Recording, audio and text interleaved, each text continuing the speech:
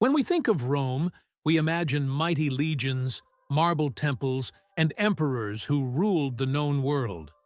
But before Rome was an empire, it was a republic, a system of checks and balances where no one man was supposed to hold absolute power.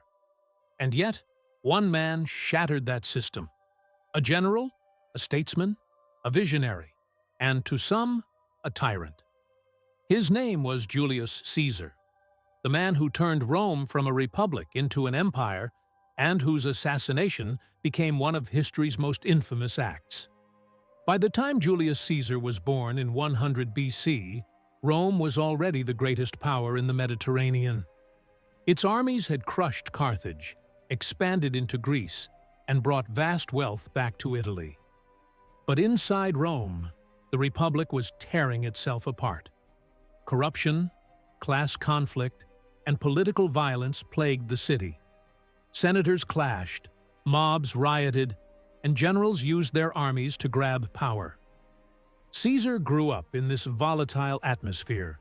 He belonged to the ancient, but not especially powerful Julian clan, which claimed descent from Venus herself. His family was tied to the popular faction in Roman politics, the side that championed the rights of the common people against the entrenched aristocracy.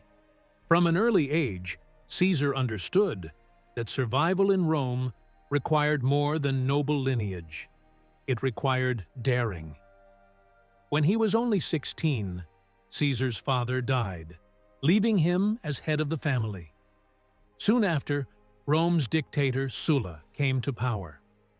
Caesar's ties to Sulla's enemies made him a target, and he was forced to flee Rome.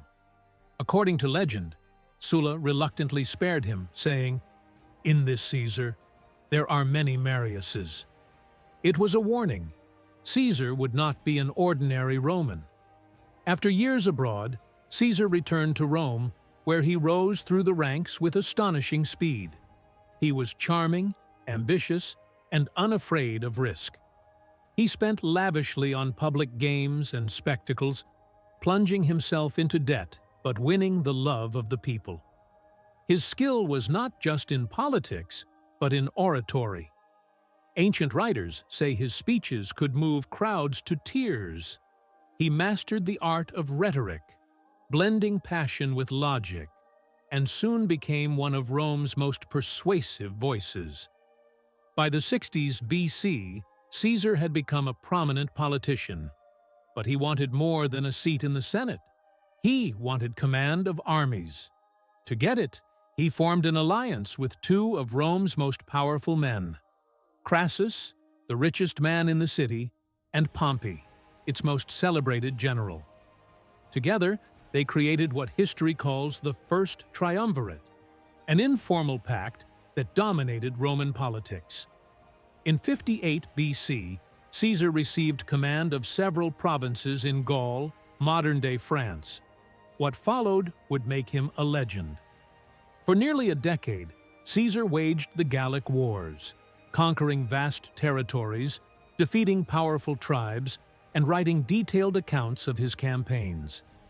His commentaries on the Gallic War not only glorified his victories, but also became one of the greatest works of Latin literature. He faced leaders like Vercingetorix, who united the Gauls in a desperate rebellion. At the Siege of Alesia in 52 BC, Caesar encircled his enemy with massive fortifications, building walls to trap the Gauls inside and walls to keep reinforcements out. Despite being outnumbered, Caesar triumphed.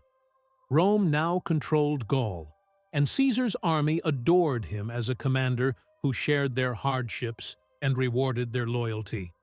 But his success alarmed the Senate. Pompey, once his ally, now turned against him.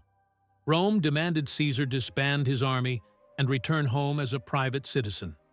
To comply would mean humiliation and possibly death. In 49 BC, Caesar made his fateful decision. Leading a single legion, he crossed the Rubicon River, the boundary beyond which no Roman general could bring troops. As he marched, he reportedly declared, "Alea iacta est," the die is cast. This was treason, but also destiny. Caesar had chosen civil war. For 4 years, Caesar and Pompey's forces clashed across the Roman world. At the Battle of Pharsalus in 48 BC, Caesar's smaller army decisively defeated Pompey. The great general fled to Egypt, only to be assassinated on orders of the Ptolemaic court. When Caesar arrived, he was presented with Pompey's severed head. He wept. But Egypt offered something else: Cleopatra. The young queen enlisted Caesar's support in her struggle for the throne. Their alliance turned into a romance, producing a son, Caesarion. Caesar remained in Alexandria for months, enjoying Cleopatra's company and securing Rome's interests. When he returned to Rome, Caesar was invincible. He defeated remaining rivals, reformed the calendar into the Julian calendar we still use today, settled debts, and expanded citizenship. The Senate declared him dictator for life. Caesar was not only a conqueror, but a visionary. He planned massive building projects, land reforms, and even dreamed of expanding Rome further east. He weakened the Senate's power, placing more authority in his own hands. To his supporters, he was restoring order. To his enemies, he was dismantling the Republic. Statues of Caesar were erected, his image appeared on coins, and whispers spread that he wanted to be king, a title Romans despised since the expulsion of their last monarch centuries earlier. On March 15, 44 BC, the Ides of March, Caesar entered the Senate. A group of conspirators, including Brutus and Cassius, surrounded him. They struck with daggers, stabbing him 23 times. According to legend, his final words were to Brutus, "Et tu, Brute," though ancient sources disagree if he ever spoke them. Caesar fell at the base of Pompey's statue. The Republic had struck back, but the conspirators had miscalculated. Instead of restoring the Republic, Caesar's death plunged Rome into deeper chaos. His loyal followers, led by Mark Antony and Caesar's adopted heir Octavian, avenged him. Civil wars followed, and within 2 decades, Octavian, later Augustus, became Rome's first emperor. In killing Caesar, the conspirators had not saved the Republic. They had killed it. Julius Caesar's impact is impossible to overstate. He expanded Rome's territories, reformed its laws, and redefined its politics. His name became a title of power: Caesar in Rome, Kaiser in Germany, Tsar in Russia. To some, he was a tyrant who destroyed liberty. To others, he was a visionary who laid the foundations of an empire that would endure for centuries. Even in death, he reshaped history.